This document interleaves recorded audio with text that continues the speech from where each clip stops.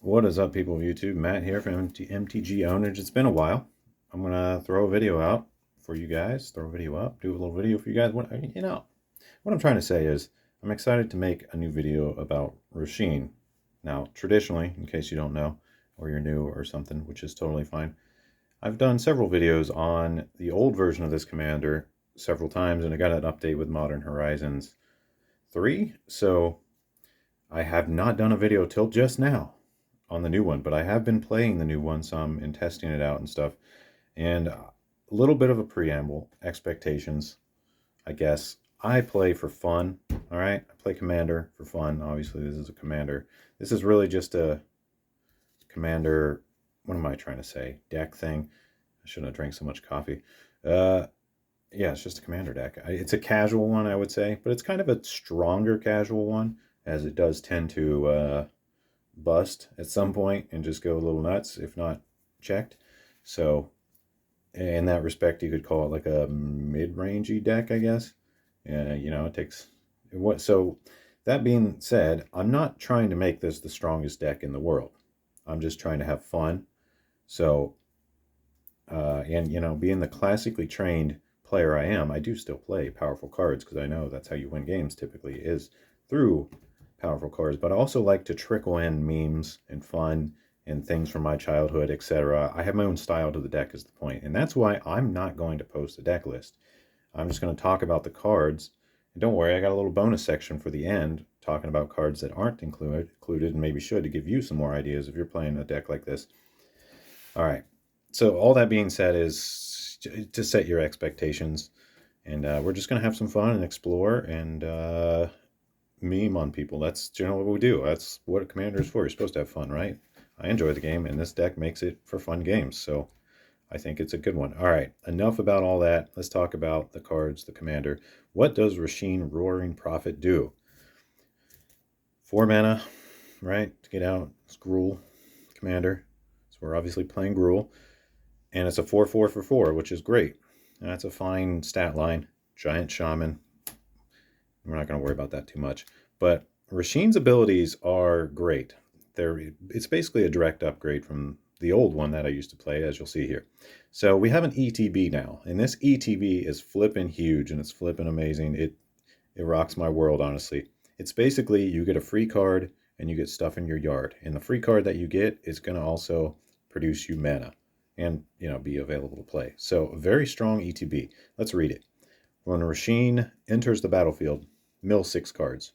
You may put a card with X in its mana cost from among them into your hand. Let's read Rosheen's other ability. This is also absolutely nuts. You guys remember the card Metalworker? No, I think it's restricted, so it's not printed anymore. Old card, Metalworker. It basically does Metalworker for X spells. Tap, reveal any number of cards with X in their mana cost in your hand, and you should have at least the one from the ETB. Add double colorless for each card revealed this way. Spend this mana only on costs that contain X. So we have a powerful mana generator for the X spells, a way to get X spells, a way to get stuff in the yard, a decent body. The makings of a great X commander, if you will. And it's, all right. So what cards did I choose to include here? What strats are we going for? Let's just dive in. I have not pre-sorted this. Stay tuned. I will post an update near the end of this video. I'll have a section where I talk about how many lands and stuff are in it. But right now, we're just going to flip through cards and talk about cards, all right? So this might be a long-winded section. If I have misunderstandings of the cards or you have opinions on them, feel free to, chat up. I always mess up cards, honestly. I don't know how many games it's been that I've thought I knew exactly how something worked, and then I went and played it and reread it and missed one word or something, and it worked completely different. So, it happens. And the point is, I don't know everything. I'm occasionally going to mess up a card or two, although I will say it is rare because I've been playing this game for so long. I tend to have a pretty good understanding of things, but I'm not perfect. In case that isn't obvious, there's this odd thing about people seeing YouTube videos and thinking the person behind them is perfect, or else they rage, and it's crazy. It's insane.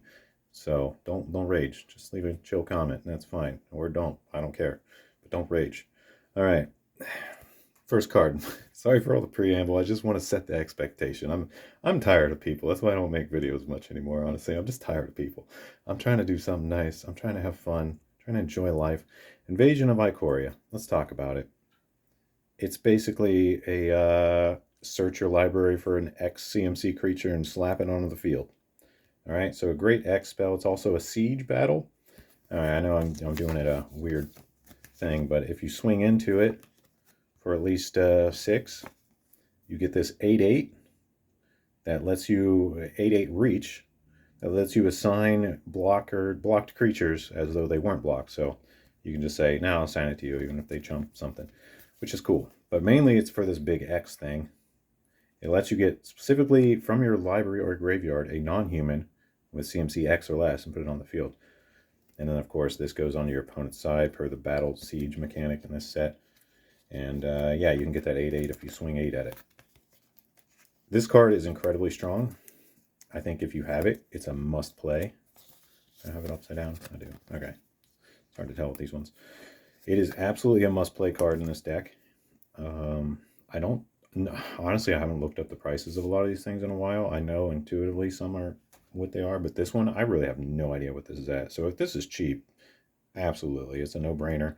You'll see later some of the creatures it's designed to get, because you might think, well, the XCMC is not that great because all your creatures are like X Hydras and stuff, right? Wrong. This is not a Hydra deck, although there are some Hydras. It is designed also around this mill mechanic. So some of the creatures you get are not necessarily just X creatures. You'll see. So basically this is incredibly strong to sit in your hand, incredibly strong to cast early for a small number and just attack into it and get that 8/8. It's an amazing card. Very versatile. Must have, unless it's overpriced, then maybe, I don't know, maybe swap it, I don't know. I also run Song of Totinzan. These are no specific order, by the way, I'm just going off the top. It's shuffled, as far as I know. This creates X rats with haste that can't block. Now this is just a great way to flood the board, and you can swing with them turn after turn, so it kind of forces your opponents to have an answer, or they're going to die in a turn or two if you get this off to a high number. Or even just as a small value number like 5 might come in handy. As you'll see, there are cards that kind of synergize with a lot of creatures on the field, and this is one of those things that can be a bit of an enabler. This is kind of an odd card. I think it's stronger than it seems. The fact that they can't block really hurts, but they all have haste. So if you make like 20 of them, and you can just threaten for swinging for 20 every turn, and if you got a board buff, it's just an insta-kill type swing at that point. It's a very threatening, powerful card, but I'm not 100% sold on it being amazing, but I don't think I'm ever going to cut it. It's just too good not to. It's very cheap to make all those rats, which is great. Utilize them how you will. Spire Garden, great land. Absolutely have it if you can afford it. Kind of an expensive one. That nice version is more expensive, but whatever. I think they're around 10 bucks or something. But you don't have to have perfect lands to run this deck. You can play some budget ones, and I do play some budget ones, as you'll see. Patriarch's Seal, I think this is a great mana rock for the deck. It synergizes really well with Rosheen in this untapped legendary creature shenanigan. Is being able to untap Rosheen and retap Rosheen and get that X from your hand again sometimes gets you like 10, 12 mana. It's kind of insane. And otherwise it's just a mana rock for 3, which can be great for fixing. A decent, when you got 3 mana, but not quite 4. Perfect card to play, especially with Rosheen. So yeah, you want to get this out. If you have Rosheen already out, this is still a great play. Usually, paying 3 mana for a mana rock is kind of a waste later in the game, but this one is still good because you can be like, oh, I'm only going to pay 3 and another 1 right away, and I get who knows how much mana out of this situation. You get 12 mana, so you could end up netting 8. This kind of turns into a almost what am I trying to say, like a dark ritual type effect, where it's just a lot of mana, a lot more mana than the cost. And it's a mana rock. It's an interesting card. Definitely belongs in the deck. It's not worth anything, so I don't think I'd ever cut it. This is just literally here to protect Rosheen and play tricks. Vines of Vastwood, if you're not familiar with it. It says target, it's for 1 mana, instant. It says target creature can't be the target of spells or abilities. Your opponents control this turn. If it's kicked, buff the creature. We don't really care too much about the kicker, although that could come in handy for surviving a blasphemous act or who knows what.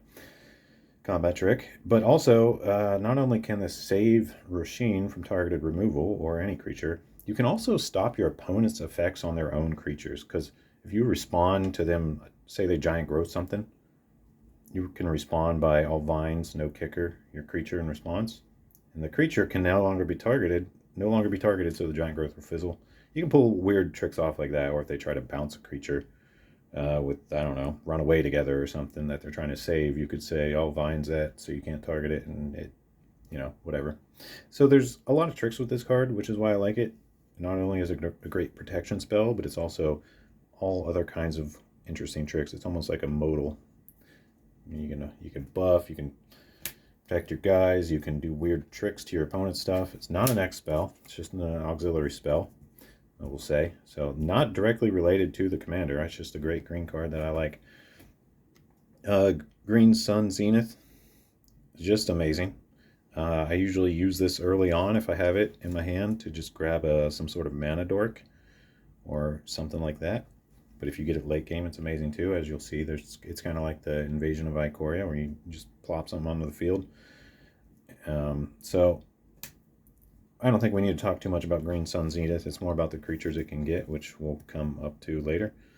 Mossfire Valley, sleeper card. This is a must-have, I would say, in my build, specifically because it produces 2 mana, which might not sound like a big deal, but when you have things that triple the amount you tap for, this 2 turns into a 6, so it taps for 6, rather than where a normal land would tap for 3, if that makes sense. So that's an interesting thing when you have mana doublers and triplers. And there are a couple in here, which are kind of designed to be sawed up with a Green Suns type of thing. All right. Conflag is strong. The fact that it has flashback makes it an auto include, because Rosheen helps get things into the yard, and if it just gets into the yard, that's fine. And it's also just a very strong card, a great way to dump X. And there are some kind of X draw type design in here combo. So if you get that off, then you can flashback, discard all those cards you drew, and you know how Conflag works. It's a pretty classic card. I guess if you don't know it, take a look. Take a look. It's kind of a sleeper. It seems weak at first because the double X, but the fact that you can flash it back wins games, and you can just finish face. I have made mistakes in games because I'm a noob with this card. I don't play it much. I've actually lost a game I could have won because I played this wrong. It's a very strong card. Not that that matters, but it's just a weird thing. I always have that memory of, oh, I could have won with Conflag and I flubbed. I don't have a lot of experience with the cards. Good card. Forest. I chose to go with mostly Ice Age versions of lands if I could, at least for the forest. Doesn't matter really what you do though. Spiteful Banditry. Very strong, just board wipe, central X card, get you treasures. I pop this off as early as possible, typically, unless I want it sitting in my hand for mana. I don't like sitting on board wipes, personally. I feel like that's not a great strat, but Rosheen does kind of pay you to have it sit in your hand, so it's not the worst. But just the fact that you can get this out early and make treasures throughout the game is also very nice. So it's one of those board wipes you're kind of incentivized to play as soon as possible. Soul Ring, it should be banned, but we're playing it since it's not. Open the Way. This is amazing. This card is broken. You absolutely need it. Probably in every green deck, quite frankly. Just if your deck has green, this probably belongs. It just gets you X lands, but X can't be greater than the number of players in the game. So if you have one opponent, you can just grab 2 lands, and it reveals from the top until you get them. So they can be any lands. They could be really good lands, not just basics. And if you've got a total of 4 people in your game, you can just pay 6 and search up 4 lands. Amazing card for Rosheen. It's obviously got the X, it's ramp, it's everything we want. You got to have this. Whatever your budget is, you probably need to make room for this one. It is just very strong, very good. Open the Way. Jaya's Immolating Inferno. I don't know if I love this card. It's really great when you pop off and hit all 3 of your opponents for a huge number. If that's really all it's for, typically. Obviously with Rosheen, you're going to tap for a lot. You're going to hit 3 targets. It's a legendary sorcery, so you can only cast it when you have a legend out. It's designed to be a game ender, but it can also just wipe some board pieces and clear up some things too. And it can just sit in your hand for a while and produce mana. So I think it's very strong. I like playing it. It is a card I have cut in the past and re-added, so I don't know. I don't know if it belongs in a final strong build, but I like it. I think it's got great meme potential. The best thing about this, honestly, is literally the meme potential of burning all three of your opponents to the ground at the same time. That's the kicker for me. That's enough for me to just keep it in the deck because it's such a beautiful moment when that happens. All right, Carplusion Forest, great land. Why not? Of course, you're gonna have it. They're, I think they're cheap because they've been reprinted too. Old Gnawbone. This is obviously an optional one. It's just one. It's one thing you can search up. You know, it's a 7. If you get to 7 with Green Suns, Ikoria of Invasion, it's a great thing to search up before you swing, because then you swing with the rest of your creatures. You get a bunch of treasures. So it's just kind of designed to accelerate your game to the next level. And it's obviously very expensive mythic, and it does just that in this deck. So if you're not going to play this, or if you don't have one, just play some other strong comparable thing that could also set the deck off, because I know that's not a card that everybody's going to have, but I like it as a great auxiliary. So the auxiliary things, you can theme them around and switch it to your play style. This card is obviously terrible. It's just a budget tapped gain land, but I started playing them just because I wanted to get to 37 lands basically, or I don't know. We'll see. I'll reveal it later. I forget how many are in here, but I kept adding more and more because I noticed with this deck I often got mana screwed, and that really stunk. So I just kept adding more lands, and I started even adding in those. We do have a lot of triple green, triple red type shenanigans in this deck, so kind of need as many duels as you can get. I'm sure there are better ones than that, but whatever. I'm playing it. It's fine. Kogla, the Titan Ape. I like this. It's another great utility card. It doesn't have anything to do directly with the X, but it's a great payoff to search up with the Green Suns of Ikoria, as you'll see. So another one of those type of creatures. And it comes in, removes something with a fight, and when it attacks, it also destroys stuff, artifacts and enchantments. I don't really use the human bounce thing here, but I just like Kogla. I think Kogla's fun. You could play something else, obviously, but he's a great utility, being creature removal and artifact enchantment removal. I like cards that have a lot of options like that, and he's also just a big 7/6 beater, if nothing else. So I think Kogla's just got a nice amount of versatility that makes for fun commander games. All right, Jessica's Will. If you can't afford it, don't worry about it. Play something else that makes a lot of mana, or a card draw instead, probably. Just a really great utility spell. Really strong card, obviously. Probably should be banned along with Soul Ring. It's kind of that strong. But it's not, so we're playing it. But I would also put it more in the utility. The fact that it can make like 7, 8, 9 mana some turns, and you can play your commander and a couple other things, and it just go nuts and get extra cards. It's just, you're playing red, you kind of got to play Jessica's Will. It's one of those cards, and I do put it in here as one of the powerful ways to try to end the game. So it is kind of that card, but it has nothing to do really with Rosheen. It's just so strong, so it belongs. Moloch, I like this creature. He's kind of weird. You can just play him as a 2/2 for 2, and he fights something and exiles it. But if you can, he also can sit in your hand, make mana. You could play him for a bunch and draw a card and get a better fight. So I think he's got a decent amount of versatility. A cool card. I don't know how these are doing. I know they were being played in Modern, so the price might be up, but I honestly haven't looked. But you could just put some other good X creature in place of him, preferably something that has some removal potential, because that's kind of his point, is he can kind of clear board or clear a piece off the board. Because one of the problems with Commander, not a problem, one of the things that happens as Commander is typically one of your opponents does something that kind of stops your plan. So you're going to have some form of interaction, and he's not like, even if you don't need that, he's still a big creature. So, Wooded Foothills, obviously play it if you got it. If not, whatever. Doesn't matter that much. These mountain forests, mountain forest, what am I saying? Commercial district, surveil lands, really good in here because obviously we do some flashback stuff, and we're playing with the yard a little bit, which we haven't seen much of yet. But those work great here. I know they're expensive, but play them if you got them for sure. It's good. It's good in this deck. Lunar Frenzy. This is just uncommon. It's not worth anything. This is kind of a weird card to add. You could obviously play something else. I love that for 1 mana you can give something first strike trample, basically, and it can sit in your hand and just be mana. The trample comes in handy. The first strike comes in handy. It is only a creature you control, so you can't really combat trick your opponents attacking each other. But still, some things really need trample to win the game. Some things really need first strike to survive a combat. It works in those cases too. You can pump X into it and and treat it like a direct damage spell if something's not blocked, or is blocked, I guess, because trample. So just a cool spell. I just like it. I think it's a fun card. It's not necessarily most people probably wouldn't play that. They'd play a Hydra or something instead, but I like having some combat tricks and some things to sit in the hand in this deck personally. Long Rest. I don't know if this card's good. It's actually kind of hard to use. It mostly just sits in your hand. It's 3 green and X. Long Rest. I guess I could explain these cards better, huh? Sorcery. It returns X target cards with different mana values from your graveyard to your hand. If 8 or more ever return, your life total becomes your starting life total. It's basically impossible to get that second clause to ever happen in this deck. Well, not impossible technically, I don't think. There probably are different CMCs, but it's very difficult. And the fact that it's only, well, yeah, 8 different cards with different mana values. So it's just a nice return, which is great because Rosheen's putting stuff in the yard automatically. You're definitely going to have stuff in there. So I figured I'd include this since it's X and a graveyard card.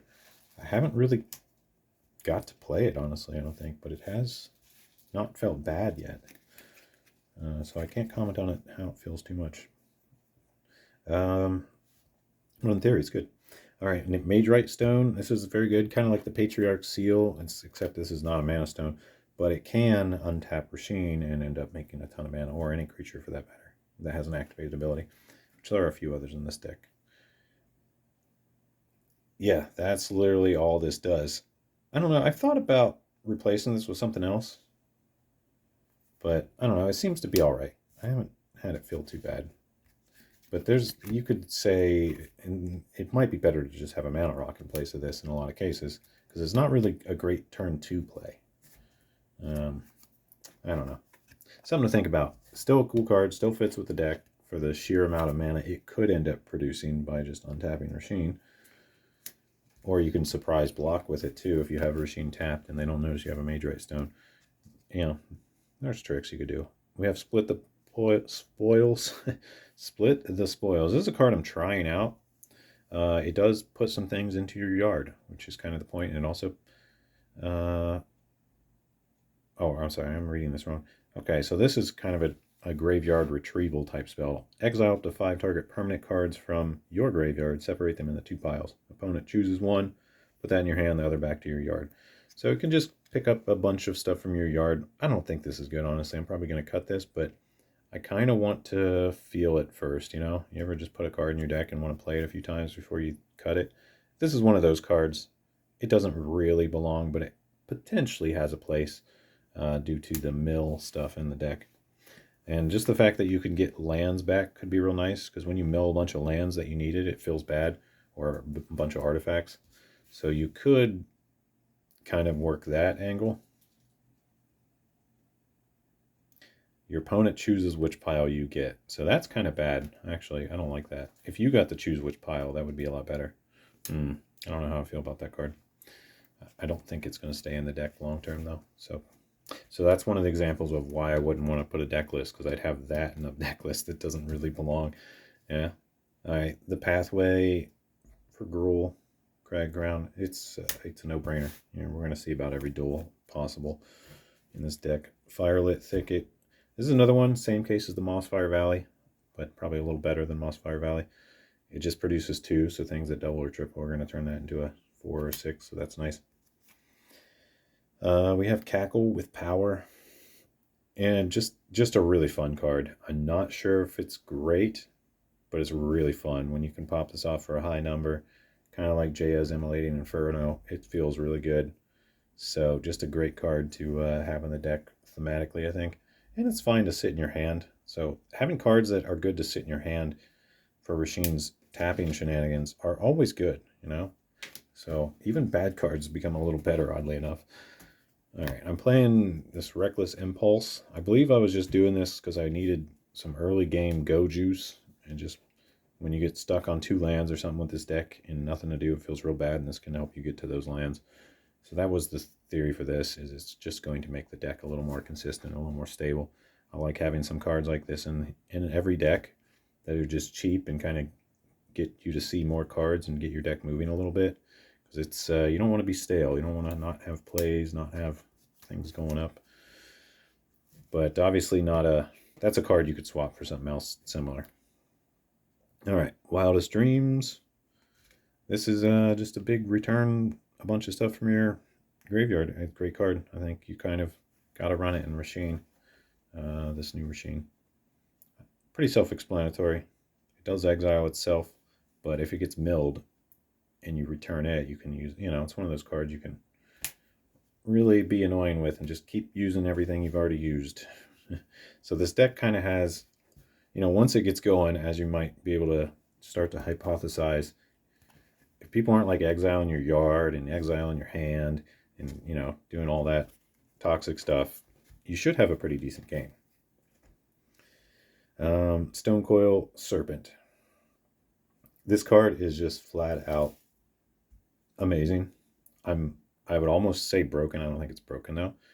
But the fact that it has reach and protection from multicolored basically translates into, in most games, protection from everyone's commander, and I can block everyone's commander. So it often just stops all commander damage coming at you at minimum. Like even if you just play it for 1 or 2, a small number, it does that still. It can still block and be protected from multicolored.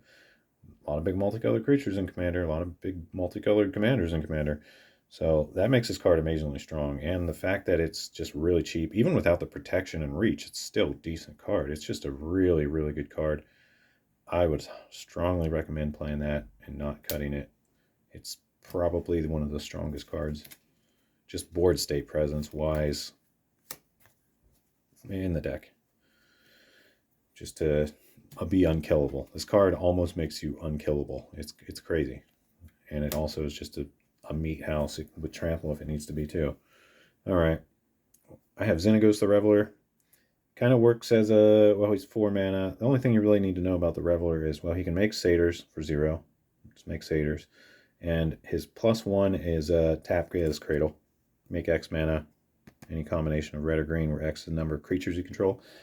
Goes great with things like this Song of Totemes. If you made a bunch of rats, now you can uptick this, make a bunch of mana kind of thing. So he's really just in here to just pop off with this uptick of mana. And the downtick of Satyr is worst case scenario. You need a 2/2 and you don't need the mana. So I don't know if he's amazing. I just like him because he kind of goes nuts once you're already going nuts. He's more of a kind of a win more card. But the fact that in one turn I could be like, okay, I'll make 20 rats. I'll play Xenagos with this 4 mana. I'll uptick him, make 20, more than 20 mana, plus your other creatures, make 24 more mana. And I'll, you just go nuts. It just goes crazy with him. He's one of those cards. Definitely one more, definitely optional. I put him in here as a utility that I personally think is fun to play around with. All right, Elemental's Palette. This card is so good in this deck. You want to play this as early as you can. Okay, what is it? It's a mana rock. It's 3 mana rock. Whenever you cast a spell that has X in its mana cost, put 2 chargers on this thing. Okay, and it does tap for any color, or it can tap for a colorless for each charge on Elemental's Palette. And it gets 2 charge counters at a time. So every time you cast an X spell, this taps for 2 more. And it can get a little nuts with these X spells. So early on, it's just great fixing. But as you just play the game, the charges are going to build up, and it's going to start tapping for 1,000,000. This card is super cool. This is a card I would never cut. This is so cool in this deck, so good in this deck. It is... I can't even express how great it is. I can't imagine not playing it. I would just feel like a doofus when I saw it. And just the fact that I know how it works and I felt it. It's a good card. It's fun. It's cool. March of Reckless Joy. This is just go juice on an X spell. It's really nice. It's an instant. What does it do? It exiles up to X cards. You can play 2 of those cards until your next turn. Until the end of your next turn. So typically you want to do this early on in your turn to see all your options, and you can still play those cards or 2 of those cards, up to 2, until your next turn. So great card advantage. Kind of like Reckless Impulse, but with X, and maybe a little better. Reckless Impulse is sorcery. Yeah, great card. You kind of just got to have it. It does really good things for keeping your game going. Now this is a terrible card. That's a blast from the past. I literally play this because I used to play this when I was a kid. So not a great card, but a funny card, and actually probably decently fit for this deck if there ever was a deck for this card, because there really isn't anymore. All right, let's talk about what this is. Fanning the Flames, 2 red and X, deals X damage to target creature or player. Sorcery speed. I'm pretty sure that's been errated because this is a stronghold card. It probably is just any target now, but I'd have to confirm that. It has buyback for 3. So as you play it, you can pay an extra 3 and it goes back to your hand, which is super cool in Rosheen because you want X spells in your hand. So if you got nothing else going on, you can just Fanning the Flames for some big number and buyback every turn and pass, which is incredibly oppressive in a 1v1 scenario, but in a commander game, not so great necessarily, because you're going to be tapping tons of mana and be tapped out to do one set of damage, which just might not be enough in this economy. But a great card, really fun card, and I just love it. I think it fits half decently here for those reasons that I stated. Pest Infestation. This card is a little busted. It is probably the strongest card in the deck, or in the top 5, I'd say. At first glance, it seems like, whatever, you get to destroy some artifacts and enchantments, make a few pests. Well, this is like the Song of Totensan. Kind of, makes a bunch of boys. But these can also block, and when they die, you gain life. And you make twice X. You make twice X of these. So however much mana you're dumping into X, you're getting a pest for each. And then you're basically wiping all your opponent's board state of artifacts and enchantments. Goodbye Rhystic Study, goodbye Soul Ring, everything. Goodbye Greaves. This card is insane. And on top of it, if that wasn't bad enough, now you've got 20 pests. And you can play Xenagos that we spoke about earlier and uptick it for who knows how much mana. And stuff like that happens with this card. It's crazy. Or you were getting low on life, but now you've got 20 pests, and when they die, you're going to gain 20 life. This card is bonkers. It is so good. Even if there's nothing to destroy hardly, I still play it for a huge X number just to get all the pests. This card is so great. I love it. And because also with this deck, as you can see with the reanimation theme and bringing stuff back, who cares if it goes to your yard? You're going to get it back for later too. So as soon as you get a bunch of mana, it's a fine card to just put a bunch of mana into and be like, all right, I'll do that and pass. It's a great turn. I love Pest Infestation, in case that's not obvious. All right, this guy, I'm playing him kind of as a meme, but he's good. Primordial Hydra. Double green X. Hydra comes in with X counters. At the beginning of your upkeep, double the number of 1/1 counters on Hydra. As long as there are 10 or more, it has trample. All right, paraphrase that, but that's what he does. So this creature just grows and grows until it's handled, basically. It doesn't do much else. It is a rather expensive card. You could play something else in its place. If you can't afford it or whatever, because honestly, it's not that strong. Like, it's obviously strong, but 9 times out of 10, someone's just going to remove it when you swing at them, and it's over, It's not that big of a deal. But it is a removal check. It says, hey, if you don't have removal, this will kill you kind of card. So, very cool. I like it. I personally play it almost for the memes. I don't necessarily think it's super strong, but I love it. It's a great card. It's so fun, and it is just funny too, and it makes new players, or not new players necessarily, but less experienced players just go, what? It does what? Every turn? Yeah, it's great. It's a fun card. Yeah, but it's not as broken as like what Managorge or Hydra. It's I wouldn't say it's as busted as like Pest Infestation or something. All right, Game Trail. Yeah, I'm playing some of these. One of the newer lands that you got to reveal a forest or a mountain, or it comes in tap or whatever. It's fine land. This is old Rosheen, the old commander. I decided to leave it in the 99. It is still a good card, even in the 99.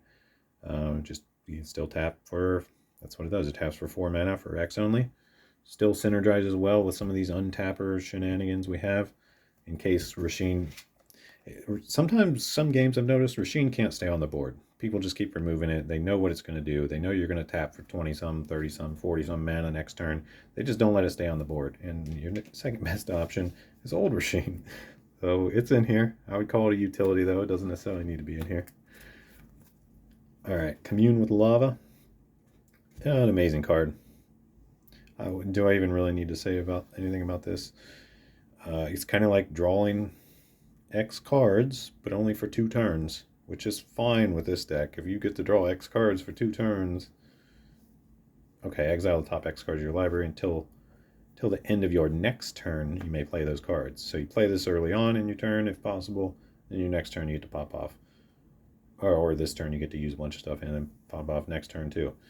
So it's also instant, so you can do it in your opponent's end step to have a surprise big turn and get to untap with all those cards right away. But that would be the end of your next turn, so you would only get it 1 turn if you do it that way. But a great card, definitely belongs.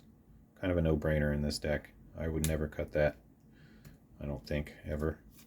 I'm playing Rule Turf.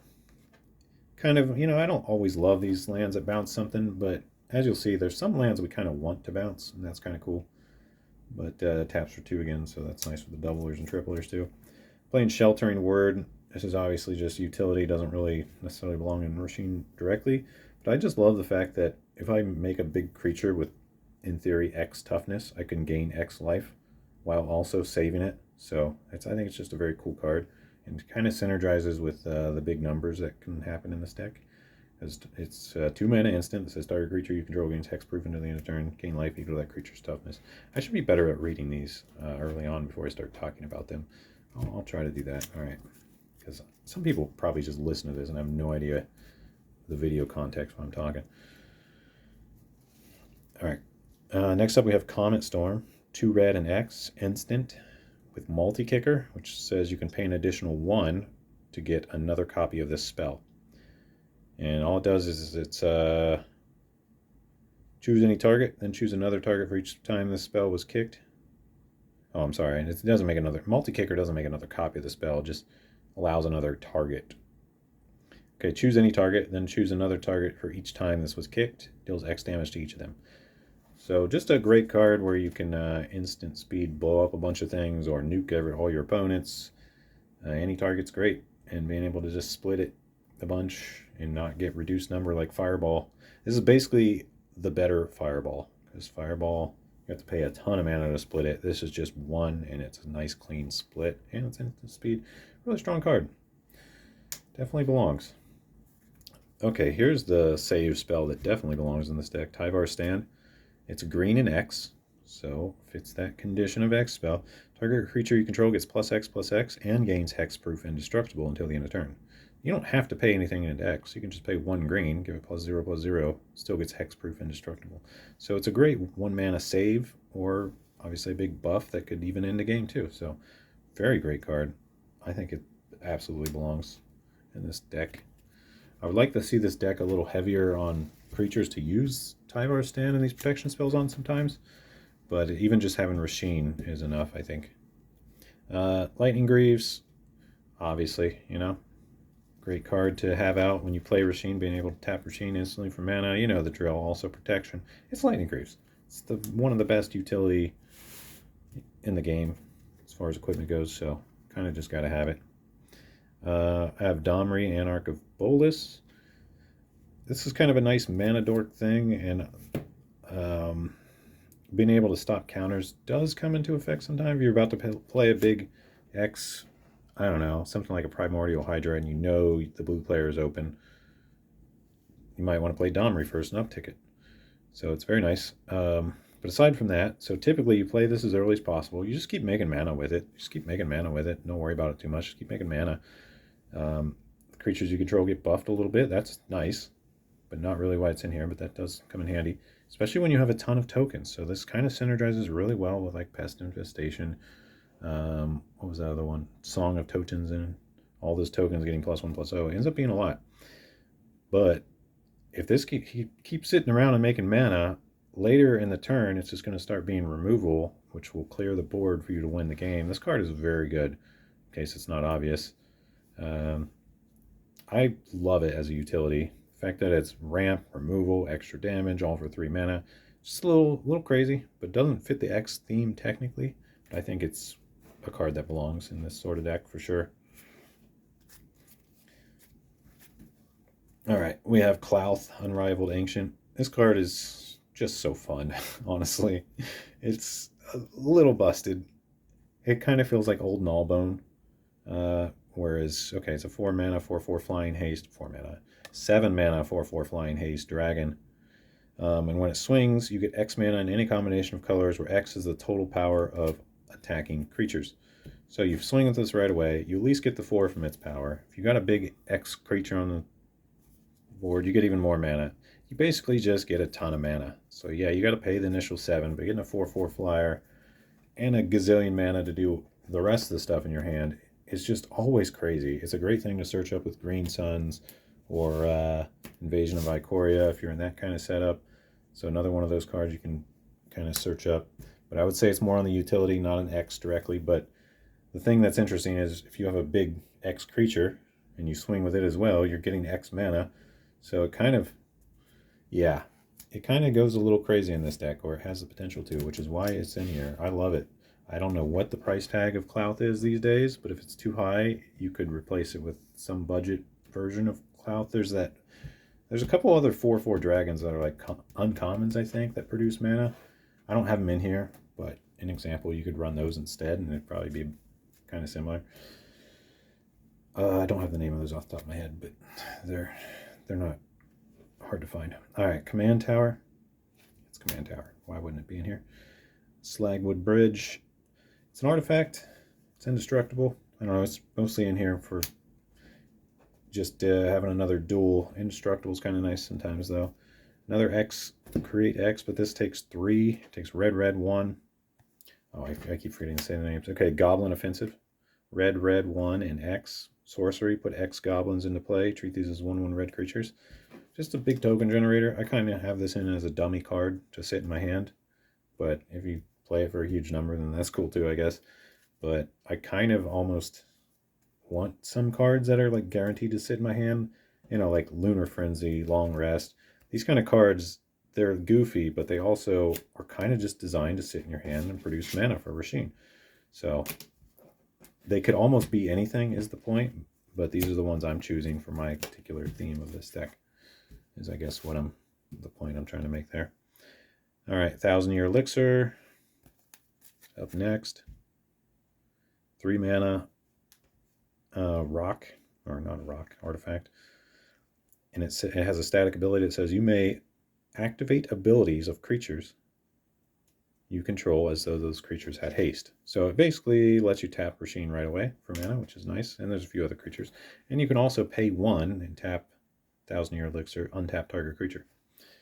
So that's pretty good. I think it belongs. Sometimes it feels bad when you'd rather have a mana rock and you don't have Rosheen running yet. But it's a nice setup card. It's a very nice setup card. All right. Copperline Gorge. Great card. Probably overpriced. So you don't necessarily need to run it, but you know, I feel bad when I like here, let me show you my deck, copy my deck, and then it's like a $2,000 deck. Like it's just kind of ridiculous, right? So I'm trying to say is when I have these $10+ cards, there are generally alternatives. You can still make a fun, successful deck without a lot of these powerful cards. You just got to play cheaper powerful cards, because there are 50-cent cards that are insanely powerful too, is the point. Yeah. All right. Heaven and Earth. I love this card because it does something from your yard too, which is a mill deck. I think you just got to include this in the new Rosheen because the fact it has an Aftermath card and Rosheen has a mill strategy and it's an X card. So the obvious shoo-ins in general for this deck are X spells that have a thing from the graveyard as well. So I might be missing a few. If you guys know more of cards with that kind of criteria, of X spell does something from the yard that I haven't included, please leave a comment. I would really appreciate that, because I'm always tweaking and changing decks. This will be different in a week, I guarantee you, a little bit at least. All right, let's talk about Heaven and Earth. Sorry for the rant. Actually, I'm not sorry, but whatever. Heaven and Earth. Well, the main side, the side you play from your hand, is Heaven, and it's green X, instant, deals X damage to each creature with flying. So nice board wipe there for the air guys. But even if you don't need that, you have Earth, the Aftermath. Cast the spell only from your graveyard, then exile it. So it's 2 red and X damage to each creature without flying. So even if you need the Aftermath side, you can just play Heaven for 1 green, X is 0, get it into your yard, play the Earth side. A cool card. Or you can just have it sit in your hand, and when you reveal it, all your opponents know you have it, so you can be like, now you know I have Heaven, I could kill all your flyers. It's kind of one of those things in Commander that gives you a weird political advantage. And I haven't really talked about that before, but the political shenanigans of people seeing your hand. What I've had happen, I've had people see my hand and just everyone scooped because it was ridiculous. And they're like, okay, we're obviously going to die. And I've had people see my hand and then be able to play around what I'm about to do because they have more information. So it kind of goes both ways. And you can also make subtle threats, you know? Threats are fine in Commander to say, hey, if you swing with those things at me, I will cast Heaven and wipe your board. I don't care if I lose my old Gnawbone. I'll do it because I'm trying to win. I don't know. You can do stuff like that in Commander is the point, I guess, if you want. And that kind of enables it a bit in a weird way, which I think is fun. I think it's a fun political thing. You gotta have some drawback in these powerful cards. Pathbreaker Ibex. I love this for searching up with Green Suns or one of those cards. It just scales well with X and X creatures. All right, Pathbreaker Ibex. Let's talk about it. 2 green, 4 colorless, goat, 3/3. When Pathbreaker Ibex attacks, creatures you control gain trample and get +X/+X until the end of turn, where X is the greatest power among creatures you control. So it's at least 3 because you got the Ibex being a 3/3, but usually you'll have some big creature out, and when you swing, ideally all your rats and pests and goblins or whatever you're also making with this X shenanigans also get buffed. So I think it just synergizes well there. Craterhoof Behemoth could arguably be a little better. I just really like that this is 6 CMC, and it's just a little easier to kind of reach that number when you need it. And I don't think it's quite as scary sounding as Craterhoof. People hear Craterhoof and they get scared. They hear Pathbreaker Ibex, and they're like, what's that? And all you say is, it's the goat. And it's beautiful. All right, let's go. Let's move on to the next card. Rogue Passage. Rogue's Passage. Obviously, utility land. Making one of your giant creatures unblockable can win you the game. That's kind of why it's in here. I don't know if it really belongs since you have so much trample and stuff anyway. So you probably could cut this if you don't like this particular land or change it to something else, I would say. I don't know if I'm going to keep it in either, but it's coming clutch. This is also coming clutch as an ally thing, like one of my opponents attacks another opponent. I'll say before blockers, I'll say that thing can't be blocked. You know, you can do this to your opponent's stuff too when they're fighting each other, which is kind of funny. So nothing to do with this deck in particular, just something cool about Rogue's Passage that some people don't realize. Buseju. Yeah, I opened it. I didn't buy this. I guess I did buy it since I bought the pack. But play it if you got it. It's great. It's Buseju. It's removal, or it's a forest, basically. Unbound Flourishing. I'm sorry, I should be more clear for the listeners. It's Buseju Who Endures, the legendary land. You could just play a forest and it'd be just as well, honestly, I think. But it's nice to have the removal on a land. Comes in handy. All right, we have Unbound Flourishing. It's an enchantment for 2 colorless and 1 green. It says whenever you cast a permanent spell with a mana cost that contains X, double the X. Whenever you cast an instant or sorcery or activate an ability, if that spell or activated ability's mana cost contains X, copy that spell or ability. You may choose new targets. This card is obviously just nuts in this deck. It's the cheapest doubler. It's, yeah, just, I don't even know if I need to explain this. This card is just, it's so fun. You could never cut it. It's just crazy in this deck. I love it. I love everything about it. You don't get much more for just 3 mana. Get that out as early as possible. Proc it as much as you can. Have fun. It's a great card. Rockfall Vale. Yeah, great land to have. Oh, mountains. I went with these portal ones I found a set of. All right. Now we got mountains. We got the snow-covered. Well, not snow-covered. Ice Age Forest. I don't know why I'm being specific about the versions on those. I just themed them all. So, all right. We got Doubling Cube.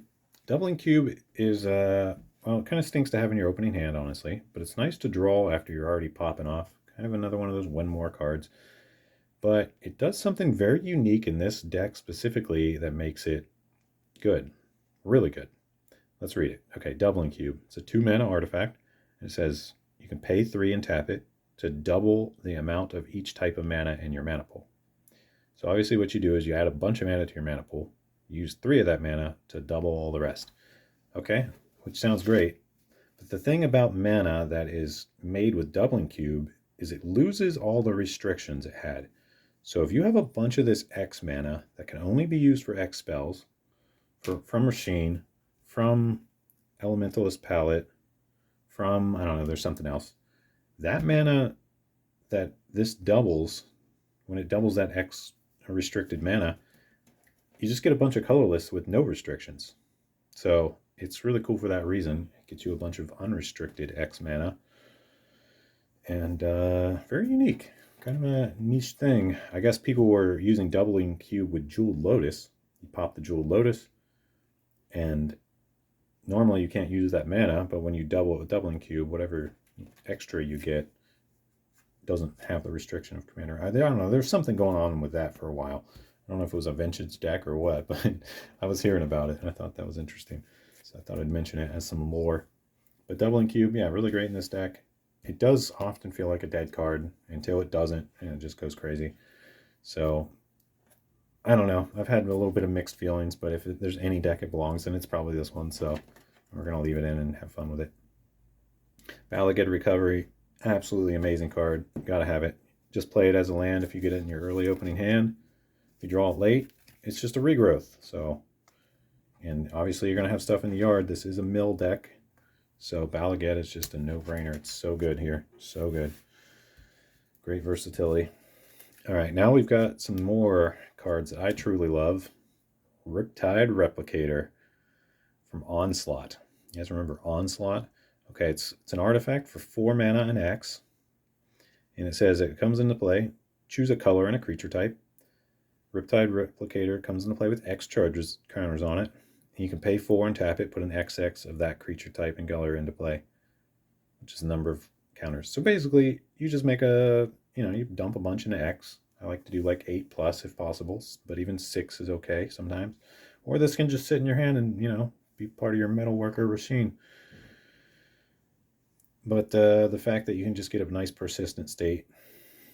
If you're on kind of a, some commander games get a little stale. This is one of those fun cards where you can just build up your board state like crazy if the game's getting stale. But kind of a slow card, better in a 1v1, I would say. I don't know, just a fun card. I love this card personally, so I'm going to play it always probably. But if you're trying to make a highly, highly optimized version of the deck, this was probably one that'd get cut because it just is too slow. But it's so cool. How can you not play it? It's such a fun card. You gotta love it. Rootbound Crag. Great little check land. Got a fancy version there. Finale of Devastation. I don't know what the price is. I think this card keeps going up, but this is just kind of like Green Sun Zenith or Invasion of Ikoria, and also a potential game ender with the big old buff. It's Finale of Devastation. Do I need to read it? I guess I will. X, green, sorcery. Search your library or graveyard for a creature card with commander mana cost X or less. Put it on the field and then shuffle the rest of your library. All right. If X is 10 or more, creatures you control get +X, and gain haste until the end of turn. Just a crazy card. Crazy good. Obviously, it pops off when it pops off. I don't know, what are you going to say about Finale of Devastation? Oh, this is a unique card I love. I've grown to love more and more in this deck. Raga Guts. Gory Guts Boss. 4 mana, 4/4, Human Boar Legend. Creatures you control with a mana ability get +2/+2. That includes Rosheen. Rosheen comes 6/6. All right. Whenever a creature you control with a mana ability attacks, untap it. All right. All right. So those are kind of cool, but this last thing is what makes this card insane and goes so well with this deck. Whenever you cast a spell, if at least 7 mana was spent to cast it, untap target creature. It gains +7/+7 and trample into the end of turn. Rosheen gets real mean with Raga out. Okay, so you cast a big X spell using mana from Rosheen. Rosheen gets +7/+7 and trample and untaps. You tap Rosheen for mana again. Rinse and repeat. This can trigger any number of times. You can just keep casting giant spells. Rosheen gets giant. You swing. Rosheen untaps again. It's just nuts. It just goes crazy. I love it. I haven't really had that pop off in a game yet, but in theory, it could be a very fun experience and a very miserable experience for my opponents. So I think Raga Draga is a bit of a sleeper in this deck. Just the fact that you can kind of proc the last part on demand with because 7 mana is not much once you get going in this deck. Very cool. Recoup. I love this card. It's a graveyard deck. Getting this flashback can just enable things like crazy. If this is in your hand, you play it. You play your ramp again. You play an X spell again. Whatever it is. There's plenty of instants and sorceries in here. And the fact that if this just gets into your graveyard from being milled, you can even use it from your yard. Great card. I think it belongs in the deck. I love it. Electro Dominance. I didn't really read Recoup, but that's what it was. It's Recoup. It's an old school card. I guess I'll read it real quick. 2 mana. Sorcery. Target sorcery in your graveyard gains flashback until the end of turn. Flashback is equal to its mana cost. Okay, see here, this is one of those cards I was kind of misreading. This is sorcery only. This can't flashback instance. So something to know. But there are still a lot of sorceries in here, including Jessica's Will. Like if you Jessica's Will, recoup the Jessica's Will, replay the Jessica's Will. It's nuts. And you don't necessarily need to do it with that. You have things with like Open the Way. You can just play Open the Way again. And there's a lot of options with recoup, even without the sorceries. So I think it's a great card. All right. Oh, I skipped over Electro Dominance. It's a 2 red X instant. Does X damage to any target, and then you may cast a card with converted mana cost X from your hand without paying its mana cost. Often a great way to get out like Kogla or Old Gnawbone or, I don't know, even one of your Planeswalkers or something. You can basically just hold up all your mana past turn, and during your opponent's turn, you get a little trick, and then you also get a board state. I like it. I think Electro Dominance comes in handy with this deck. Or you can even just like do it for 2 and plop down a doubling cube or something if you need to.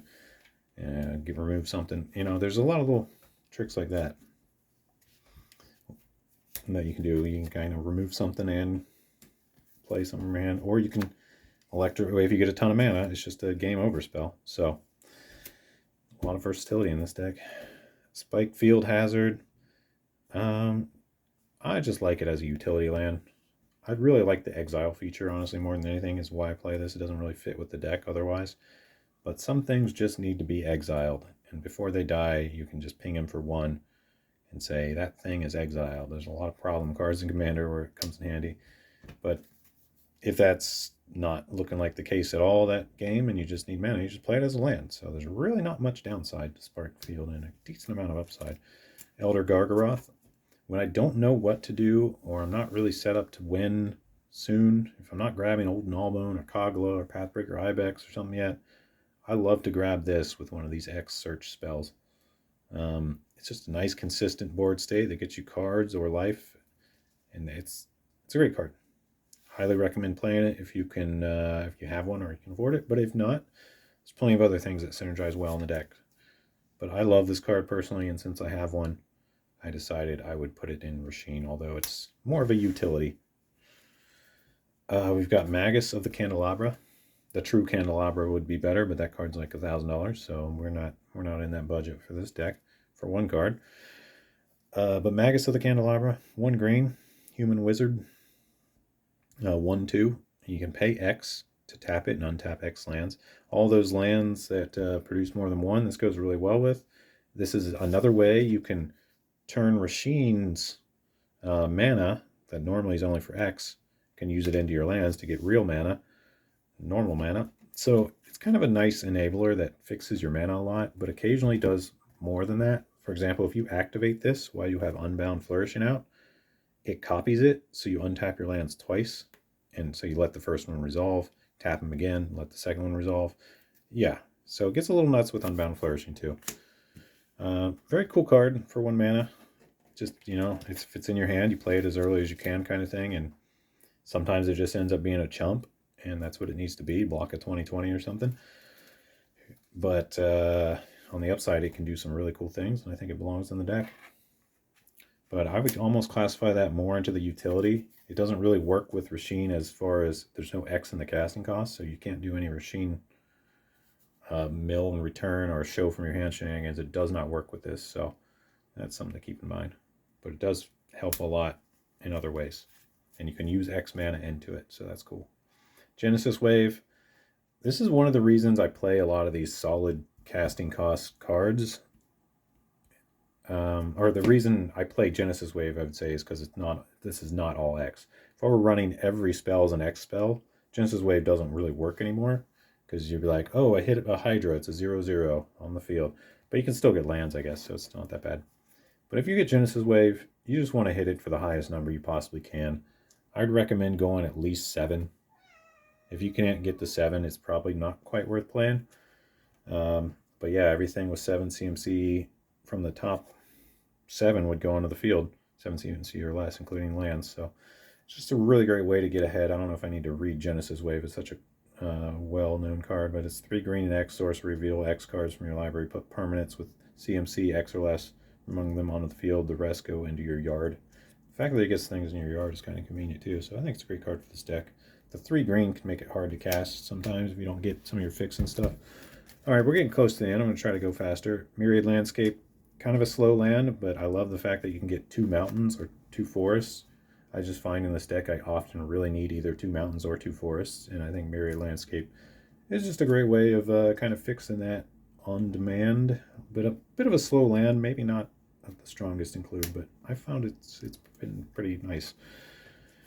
There's just a lot of double red and double green in here, and it's just when you get that on turn 1, it's often like, oh sweet, I can set up perfectly for a couple turns. All right, Shatterskull Smashing. This card is amazing. It might be overpriced, I don't know, but it's worth picking up for this deck because it's just a land, right? And it's also an X spell. It's essentially the perfect card for this deck. And if you need to play it as a removal, it is rather strong removal. Shatterskull Smashing, double X red, or double red and then X. Does X damage divided as you choose between up to 2 creatures. If X is 6 or more, it does double damage. So it can hit creatures and planeswalkers, or just play it as a land. You really can't go wrong. It's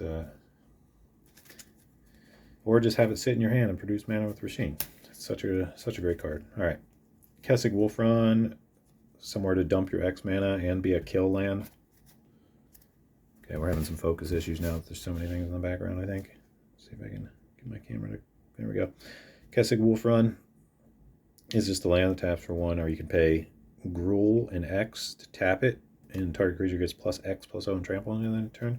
It's a great thing to just hold open and just be a threat if you swing and be like, I can bump, you know. Yeah, I think it belongs in this deck of any deck because it's a great way to spend that X if you don't have another way. Court of Calling. Yeah, it's, it's insane. I don't know what else to say about Court of Calling. 3 green and X instant, but it has Convoke, which you can tap creatures to help pay the cost. Search your library for a creature card with CMC X or less, put it onto the field. Yep, and if you've got a bunch of tokens, the Convoke is very easy. It's instant, so you can surprise people with a end of your opponent's turn Pathbreaker Ibex, and then swing for a gazillion next turn. Yeah, it's kind of a busted card in this deck. I don't know what those are going for these days, but I feel like it's been printed a lot, so it might be cheap. Emerald Charm. I really like this card. It works really well in this deck. I haven't ever found another deck for it, honestly. Okay, it's 1 green instant, and you can choose one of these modes. Untap target permanent. So sometimes you're just untapping Rosheen and retapping Rosheen, or you can do it with one of your mana rocks that's tapping for a bunch. So the untap target permanent can be massive in this deck. But if that's not necessary, you got some other modes, such as destroy target non-aura enchantment. Yep, this can remove Rhystic Study and a bunch of other annoying enchantments that are played heavily in Commander, so that's really great for Emerald Charm 2. So we've already got Mode 1, can make a bunch of mana. Mode 2 can get rid of Rhystic Study or some kind of tax thing. And Mode 3 is not quite as great, but its target creature loses flying until the end of turn, which can be a nice trick to take down someone's dragon or something when they think you can't block. But 90% of the time, you're going to be using these other 2 modes. I think they're quite strong for 1 mana in this deck, so I like playing that card. It's a nice utility. We've got Nyx Born Hydra. This is a new Hydra with Bestow. It basically is a nice way to protect Rosheen, but also an X Hydra at the same time, because the Bestow lets you put it on a creature, and the creature gets +1/+1 for each 1/1 counter on Nyx Born Hydra, and has Reach Trample. So I guess, and if the creature dies, this thing comes out as just itself with those many, so it's another reach trample. I don't know entirely how I feel about this. I've kind of been playtesting it, you could say, but I've been kind of thinking of it a little bit like the Stonecoil Serpent with a different sort of upside because it's relatively cheap and it's got reach trample. This guy's got reach trample. So it's nice to have out there as just a board state to say, hey, you can't block me. But if you have a gazillion mana, you can also make it so large as like it can swing for the win. Yeah, a great budget card for sure. But I think I'll probably put something else in this instead of this at some point. Now I'm thinking about it, but it's still cool. Birds of Paradise. I personally just like having this in here because, yeah, it's a great turn one play, sure. It's a great flyer jump blocker once, sure. Especially if you can bring it back. There's a lot of return spells. I don't know if I really need to make the case for this. I had a video where I said, like, the best card in every color, or the card that should be in every deck of every color, and Birds of Paradise was the green one. If you're playing green, you're playing Birds of Paradise, and if you're not doing your deck right or something. It's just the card that you have to put in every green deck, basically. So it's the same case here, I think, but maybe even better for this deck. You can also search it up with Green Suns or any of these X spells that search up a thing if you're just hurting for mana and can't do much else. So it's just a very low bar for that amazing ramp and utility, and the way it synergizes with a lot of other things. A multi-chump blocker, if you're returning your entire yard, you get another, it's a great thing, easy to replay. Do I need to say more? Probably not. It's a Bird of Paradise. It goes in the deck. If you can't play it, I don't know. Find one, play it. Don't play Llanowar Elves or something instead. Birds of Paradise is way better for this deck. Yeah, I think you gotta have it. Just more lands, a stomping ground, more lands, mountain, forest. Okay, we got a land section here. Then we have Reap the Past. This card is really strong, kind of a no-brainer. It's a sorcery, X, and Gruul. And it says return X cards from your graveyard at random to your hand. Exile, Reap the Past. So you basically just do your graveyard size and you get everything. But if you can't do your graveyard size, you can be like, well, I could use some more various things. I'll just do X is 5 and get 5 random cards back. It's still great. This card is really good for this deck because the fact that it's a mill yourself deck makes it even better. Cinderglade. Just a nice little check land. You gotta have 2 basics for that to come in untapped. But it also is a mountain forest itself, so you can search it with like your duels and stuff. Alright, we got Kazul Cliffs, which is Kazul's Fury. It's basically Fling on a flip land, or a dual face card. 90% of the time you play it as a land, but sometimes you draw this and you have like a 40/40 creature on the board that you just can't do anything with. It's pacified or whatever. Yeah, fling it. Fling's great, and it's a land at worst scenario. Whereas with Fling or Thud, if you're running those, it's often just a dead card. That is the problem with cards like these Fling type cards. When they're dead, they feel real bad, but this one, just plop it down as land. It's fine, no big deal. Another land. We got another gain land. I'm running both of them. Yeah, it's just goofy. Obviously, play something better if you want. Kodama's Reach. I wanted to get at least one of these in here. One of these 3 mana ramps. Sometimes they just come in so clutch and fix your game plan so well. So, good card. Same as Cultivate. Cultivate, Kodama's Reach. I sometimes run both. I just chose to run one in this particular deck. Alright, we got Exocrine. This card is interesting. It's kind of a board wipe. It's a 3 mana X, red, colorless, red, 2 colorless, and X. And it's a 2/2, and it has Ravenous. So if X is 5 or more, when it ETBs, you draw a card. But what it does is, when it enters the battlefield, it deals X damage to each player and each other creature. So it's like a big earthquake to everything but it. Players and creatures. Or if you don't want that and you just need a body, you can just play without X. But kind of a big earthquake guy.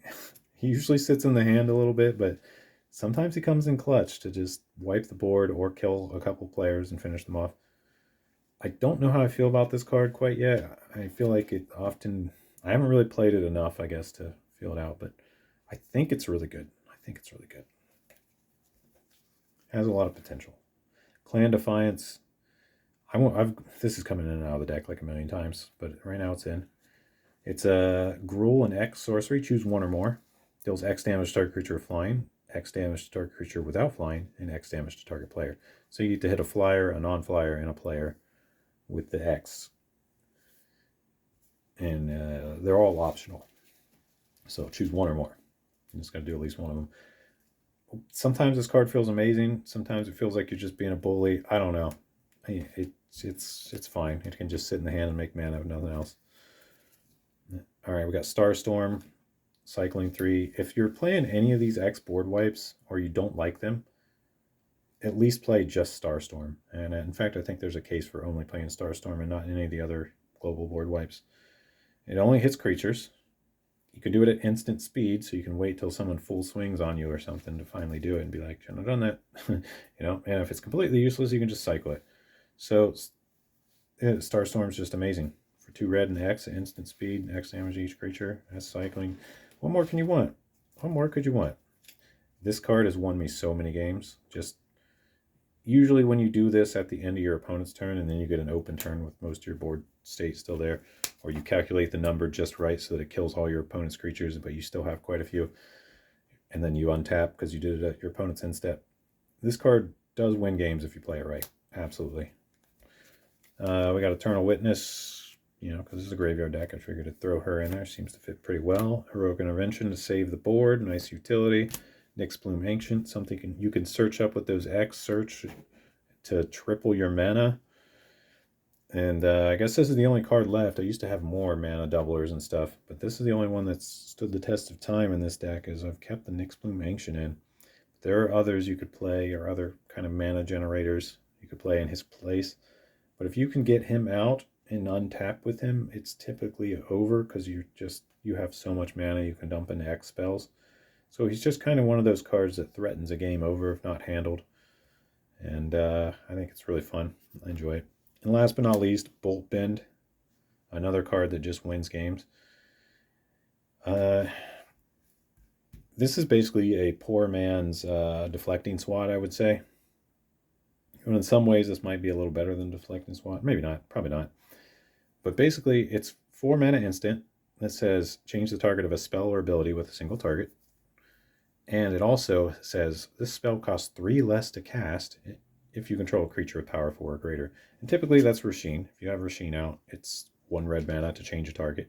And this really comes in clutch for saving a creature or redirecting a counter spell or something like that. I've had a game where I redirected a what's the fire in my laser beam? Aetherflux Reservoir. I had a game where someone said, I will pay 50 life, go down to some low number, it was like 5 or something, and I'll do 50 damage to you with Aetherflux Reservoir. And I tapped 1 mana and went, I'll bolt bend that back to yourself. And it was the funniest thing.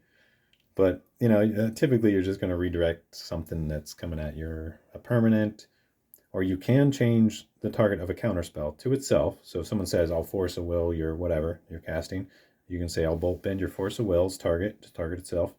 That does work, I believe. At least last I knew. Rules do change occasionally, though, so double check. But yeah, that's it. That's the deck. All right, so how many lands do we have? Let's figure it out. Okay, I just counted them, and there are 36 lands. Now, you saw there are quite a bit of forest, mountains and forests. I think there might be around 7 of each. I don't know the exact number, but a lot of duels. We want to make sure we get that double or triple red and green as often as possible. A lot of fixing, as you may have seen. So I tried to make this early game as strong as possible. All right, well, that's the deck. That's talking about all the cards. Let me know your comments. I'm going to do a little thing where I'm going to shuffle all this up. I'm just going to goldfish a few games so you can see kind of how the deck tends to play.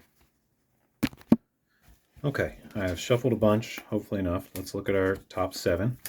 I may have not shuffled well. 3 lands in a row.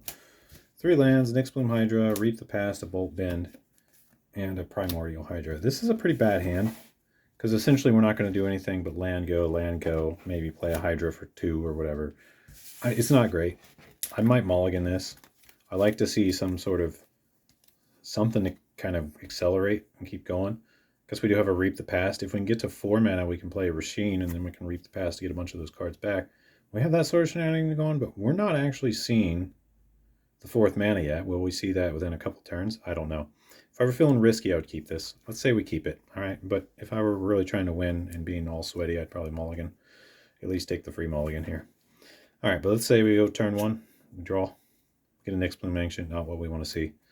Let's play this Highland since we got nothing else anyway, gain a life, whatever. Go to next turn. Turn 2. Yeah, you probably should mulligan this one. We'll play a Crag, whatever, it doesn't matter. We're stalling out.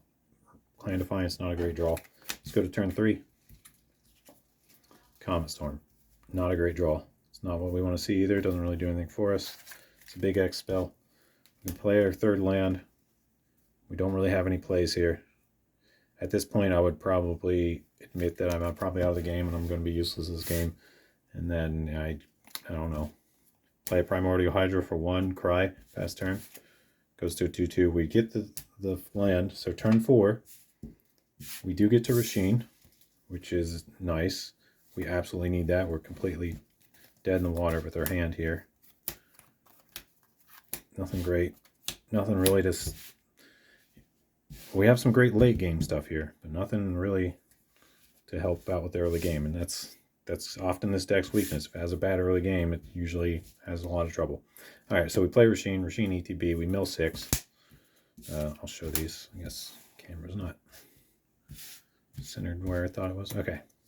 2, 3, 4, 5, 6. Okay, so bunch of lands, a Kazul's Cliffs, and a March of Reckless Joy. The only X spell. Rosheen says we return an X spell to our hand. We get the Joy. This is really good here because we need something else that's in our deck and not in our hand, and this gets us things from our deck. So that's a really good pickup. That should help a lot for the next turn. Let's go to turn, what is this, turn 5? Now, turn 5 in a commander deck, in a commander game, someone's probably going crazy on the other side of the field by turn 5. It could have been me if I had a Soul Ring pop off, amazing start, but that didn't happen and we didn't try to mulligan into it. So we're probably playing extreme defense. We've probably lost. All right, let's keep that in mind as we're drawing on turn 5. But if we can politically talk to people and maybe get some pressure off of us, we could have a chance. We draw the Goblin Offensive. It's terrible. We don't want it right now, really. But it does do one thing. It has X cost. And now, since Rosheen's not sick anymore, we can tap Rosheen for mana. All right, and this is where the deck starts to pop off. We just need people to let us untap on turn 5 without realizing that Rosheen's probably going to be a problem. But most likely, whoever's the big guy ahead is probably taking care of Rosheen. And I didn't have mana for the Bolt Bend or anything since I tapped out to play it last turn. In this turn, we're going to tap Rosheen, reveal Goblin Offensive, March of Reckless Joy, Comet Storm, Clan Defiance, Nyx Bloom Hydra, Reap the Past, and add 2, 4, 6, 8, 10, 12 mana to our mana pool for X only. All right. We'll just leave these out here, I guess. We're going to cast March of Reckless Joy. We'll say using 4 of that X. That sounds like a fine number. So we use 4 of the X. We got 8 of the X left. And we'll reveal 4 cards that we can play this turn and next turn. Or until next turn, into next turn. Okay, we mainly wanted to see a land there. It's not bad. We do get the land. We have a couple options here. We could play the Kodama's Reach and ramp for next turn. But we still have 8 mana floating from the X. So it would be nice to kind of use that. I think we're going to play, I like this play personally. You could play like a big Goblin Offensive here for 8, using this mana and maybe 1 more. So maybe even 9. You could Goblin Offensive for 9. Actually, that's not a bad play. So that would be an option here. I think Primordial Hydra has grown from a 1/1 into like an 8/8 or something by now. I'm not really sure. But it's going to keep getting bigger so if someone didn't handle it. So I think what I would do in this case, depending on what the board state was, like if I needed 1/1s, sure, I'd make them. But most likely what I'm going to do is I'm going to play a land, tap 2 more, cast this Kodama's Reach, and just get things going. Put a forest in play. Put something else in the hand via the Kodama's Reach. Because it puts one into play, one into your hand. I try to always play ramp if I have it, unless I'm like winning the game, and I don't think that Goblin Offensive is winning the game. So we're going to go with the ramp option. And we still have 8 mana floating, so we're going to do 1 green and that 8 and make a 8/9 trample reach. So that gets us a nice big boy on the field along with our other big boy.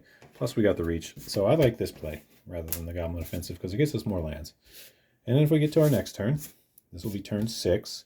And as you can see, even with a slow start, untapping on turn 6, we are quite a threat. In fact, we are like a game-ending threat at this point, even with a bad start. So you can see that Rosheen is a little bit nuts. If you get a fast start with the Soul Ring and Kodama's Reach, turn 1, turn 2 and stuff, this can happen quite a few turns earlier. But at this point, I don't know, you tell me what you want to do. You got a lot of options, right? I don't know if I'm going to play this out any further. I think we made the case. Basically, you can tap for a lot of mana. We can do that. So we can do that play. We can tap for a lot of mana and play like, I don't know, Goblin Offensive for a lot, I guess. Or Clan Defiance and almost kill someone. We could like swing at one guy, hit him with the Clan Defiance and a bunch of other things, maybe kill a player. Or we could Comet Storm and split it to a bunch of things. How much? So yeah, I'm just trying to think about the options here because I don't know what would be best because I don't know what the board state is because we don't have, or the board state for enemies is because we don't have any and we're goldfishing.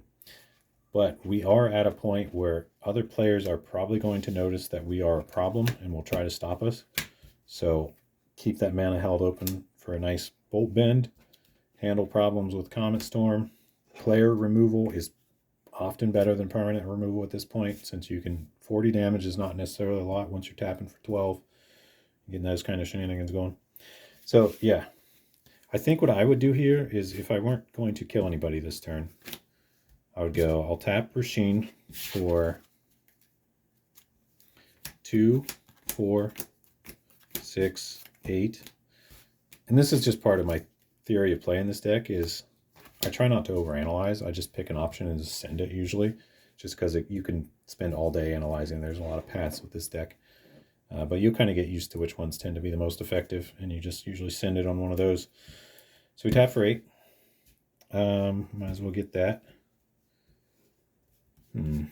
I think we would reap the past here. I almost like this. How many cards do we have in our yard? 1, 2, 3, 4, 5, 6, 7. I guess they're mostly lands. It's not great after all.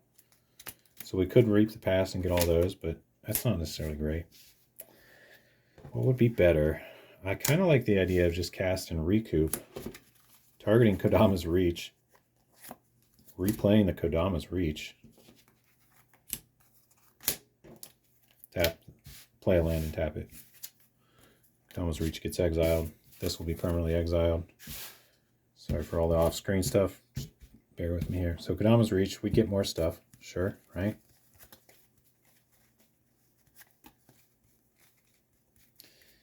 So you might as well do this if you're not quite winning. Just keep building up your lands, building up your resources. Never a bad play. But if you need protection, you know, we do have a big reach guy, so that's good. If we need to remove stuff, we can remove stuff. We still do have 8 mana, right? And then 2 to cast stuff. So we can still do something. And we just basically have to decide what. Oh, yeah, I'm absolutely cutting this. Share the spoils. It does like nothing here. It would basically get me a couple lands, which is not the worst, actually. Because I could go this pile or this pile. And the opponent would probably give me this one, right? Well, you know, if you can see it. Probably do like this pile, and opponent would give me this one, probably. We'll share the spoils. So, I don't know. I don't think it's great. Yeah, I'm definitely cutting it. All right. So what do we do here? I don't know. It's a tough choice. It's kind of a tough choice. I'd probably just fire off this Clan Defiance and handle a few things, swing at a guy, pass turn, see what happens. But in theory, it might actually be good to just hold up Bolt Bend at that point. But yeah, you see how it goes. I don't think I need to show any more. That's a decent little sample slow game. where we didn't really get the best synergy in the world, but it still kind of worked. And we still kind of popped off turn 6 or so. Stone Coil on top, Wild Streams. So yeah, that's typically what you want to do. You want to try to get some stuff going on. All right. That was one goldfish game. I guess that's enough. You get the point, I think. I'm going to show you some cards that I thought about putting in the deck, and that maybe should be in, and probably will be in at some point. Yeah, let me just show you some more cards that are reasonable for this deck, I think, that I have set to the side here. Okay, and I will say, this is not an exhaustive list. There are a gazillion other cards that I could find if I just went through, like my red and green. I'd find a bunch of hydras and spells that I thought were kind of cool. But here's just a few I had off to the side that are great potential includes as well. Steelbane Hydra. I'm going to talk about why he's not in the deck, because I used to have him in all the time. Well, he's 2 green and an X, comes in with X counters on him. And he's just a plain old XX, whatever you put on him, that's all he is. But you can pay 3 and remove a counter, destroy target artifact or enchantment. Now what I've found is, you typically don't end up spending a lot of mana on his X because you want to have enough to actually do the removal thing. So basically I ended up playing Kogla over this guy because Kogla enters and fights something, and his destroy doesn't cost mana, you just got to swing. So Steelbane often just felt too clunky. It's like, all right, I got to spend like 9 mana to remove a heuristic study. Okay, sure. So it just always felt kind of ridiculous like that, and way too pricey for getting the job done. But it's a nice, like, annoying board presence. If you just play it early on with a bunch of counters and don't even think about the removal, you just want a big boy, but later the removal will come in clutch, that's kind of the ideal way to play this. It's not necessarily a reactive card, it's more of a almost like a threat card you just put out there to say, haha, now you can't play your good enchantments because you know they'll get destroyed type of card. But it doesn't actually end up destroying stuff that often just because it's very broadcast. And if you're surprising people with it, yeah, you got to put at least bare minimum 6 mana into it, and that would die right away because you bring it out as a 1/1, remove that counter, destroy something, 6 mana destroy. It feels terrible. So that's why he's not in here, although I think he's a little better in the new version of Rosheen because he can sit in your hand for a while and it's fine. We just play him. All right, so there's that card, which has some great theory behind it, but often just felt too clunky in my opinion. But cool card if you want more creature base. Astral Cornucopia. I've looked at this card a lot, and its X cost is just too huge. Like, even if you do it for, you pay 6 mana and only taps for 2. The real beauty of this card is when you start proliferating, because it comes in with 1 charge counter, you proliferate a few times, now it's got 3. That's the true beauty of this card. I don't really have any proliferate or any way to increase these counters, so I didn't end up including it, although I have considered it. And if I had more proliferate type theme, I probably would play this, but I don't have any in my version. All right, we got Spinning Wheel Kick. It's 2 green and double X sorcery. Target creature you control deals damage equal to its power to each of up to X target creatures and or planeswalkers. This card's crazy good. I think I'm putting it in the deck. Yeah, it's basically a huge removal spell for your opponent's boards. Is if you can pay a lot of X into it and you got a big creature, it's just like it's going to kill all your opponent's creatures and planeswalkers. That's insane. All right. Yeah, that's one that's probably going in. I've just read it and talked myself into it. And it's fine for sitting in your hand and revealing too. I wouldn't mind that with Spinning Wheel Kick. So I think that's a card that we're probably going to end up putting in. Migration Path, not an X spell, but I really like this card. I don't really think it belongs, but I just had it in the stack, so whatever. It's got cycling, is the really nice thing. So if you don't want to pay 4 and search up lands, you could cycle and kind of get your deck moving, which is always nice. And it going to the graveyard is not terrible because this is kind of a graveyard deck. But I didn't include it because I don't quite have the cycling graveyard support. And searching up lands, 2 lands for 4 mana isn't necessarily the best in this deck when we have the option to play Rosheen instead. So that's why it's not in here, but I think this is kind of a somewhat viable ramp card that you really can't go wrong with since it has cycling, I think. Because, yeah, even if you're stuck on 2 mana, it's still a useful card kind of thing. And sometimes it's nice to have that in a deck. It really makes your deck a little more stable, we'll say. But yeah, I'm not going to include that. Magma Quake. X and 2 red, instant, deals X damage to each creature without flying and each planeswalker. It's an instant earthquake. Nice surprise card. I don't play it just because it kills Rosheen usually, so I try to cut most of those unless they're like, well, I don't know. There's definitely a case for this, kind of like Starstorm. Oh, this doesn't hit players. It only hits creatures and planeswalkers. The fact that this hits planeswalkers is kind of big, though, as Earthquake doesn't hit planeswalkers. So I guess if you're playing in a planeswalker-heavy environment, it's going to be a lot better. I don't know. I don't have it in the deck, obviously, but I do like the card. It has some potential. Praetor's Council. This is a 8 mana green sorcery. 3 green and 5 colorless. Return all cards from your graveyard to your hand. Exile Praetor's Council. You have no maximum hand size for the rest of the game.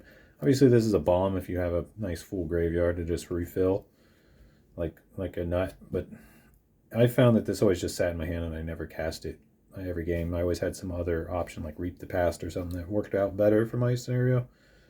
So I ended up cutting this. I did have it in the deck for a while though, but it just didn't. It was also really hard to cast. You tend to get a lot of mana with this deck, but a lot of that mana is for X, and this just doesn't have X, so you can't really cheat that 8 mana cost anyway.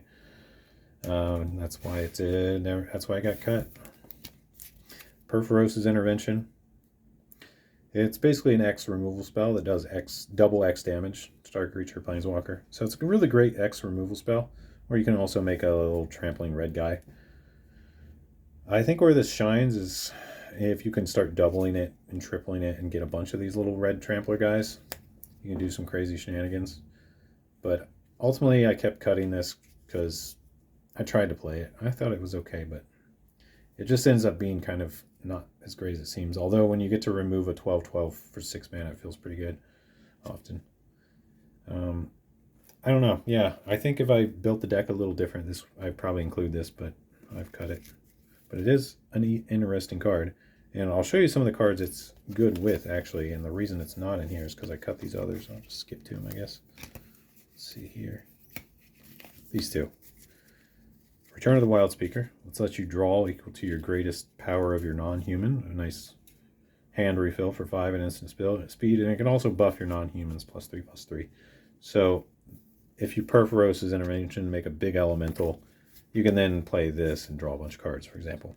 Or you can, if you're running Hunter's Insight, you can swing with that Trampler and Hunter's Insight to draw a bunch of cards. So it works a little better in those type of scenarios. And since I'm not running both of these, the Intervention got cut too. It's a very small, it's not the best combo in the world, but it was just kind of a nice synergy that could happen, because a lot of times you'll be sitting on these cards and you won't quite have anything to get the job done, but Perforos's Intervention just kind of solves that in an interesting way. I thought so. And it's basically draw X cards. Draw X cards. It turns from making X creature to draw X cards. That's kind of a cool thing. You gotta have some way to refill and keep going. Far Wanderings. This has Threshold. It's basically like a worse Kodama's Reach or Cultivate. It only gets you 1 land. But if you have Threshold, it gets you 3 lands. And in theory with Rosheen, since you're milling yourself, Threshold shouldn't be too hard to get. So I thought this card might actually be good in this deck.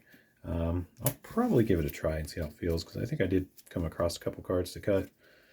You've got Ancient Grudge here. It has Flashback, so if it gets put in your yard by Rosheen, it's not so bad. All it does is destroy an artifact, though, which is good, and it's instant. But I've already got quite a bit of artifact destruction in the deck, so I just felt like adding more would just kind of give me too many. Because it does happen when you're just sitting on 2 removal and not enough, like, move your board state forward action, and I don't like that. And this just doesn't move your board state forward at all, although it can be clutch. But I think we got it handled with Pest Infestation and a couple other cards, so I'm not too worried about it. Although it's probably better in a more competitive format where everyone's playing more artifacts, but not everyone plays a ton of artifacts. Thrill Possibility, something like this. I really just put this in here more as an example. There's probably a better version of Thrill Possibility. But the point is, discarding cards is not too bad in this deck. You kind of want some things in your yard, or you don't mind discarding certain things. So it's kind of a nice way to keep your deck moving. It's 2 mana instant. Discard a card, draw 2. So that was the theory behind potentially including something like that. And maybe I still will, I don't know.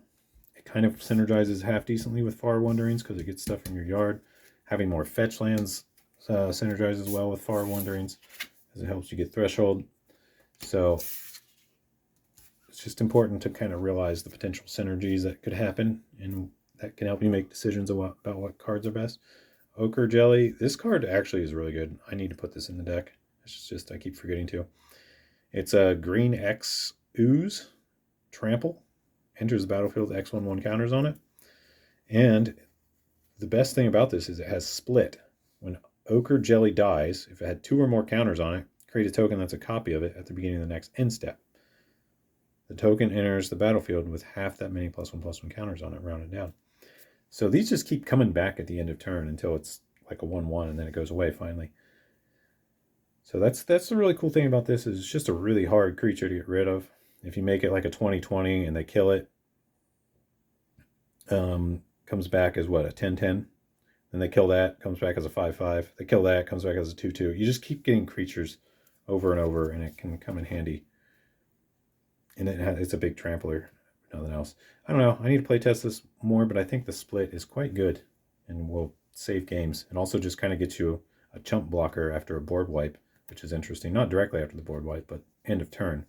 So it kind of just repairs your board state after a board wipe, we could say, by getting you something on the field, which is all you need sometimes if like a big indestructible thing's coming at you or something. All right, Force of Vigor, obviously a very strong card. I didn't put it in here for basically the same reason as Ancient Grudge. I just felt like there was already enough, and it's not an X spell. So I did end up cutting it, although this card is obviously very powerful and it should be in the deck. I really have no excuse other than I'm tired of flexing on my opponents with free spells when they think I'm tapped out and I still have something. I'm kind of just tired of that. I understand it's strong, but personally, I do it with some decks. I have those kind of cards in some decks, but sometimes it just feels like I'm being so cheesy that I'm ruining the game for other people, you know? I guess something like that. I don't know how to explain it, but I don't always want to play those cards in every deck, I guess, is my point. And I'd rather just tone it back a little bit so that you can glorify other cards more, kind of thing, you know, just for fun. All right, Get 2 Fire. It's just an X damage spell that you can do as an instant, which can come in handy.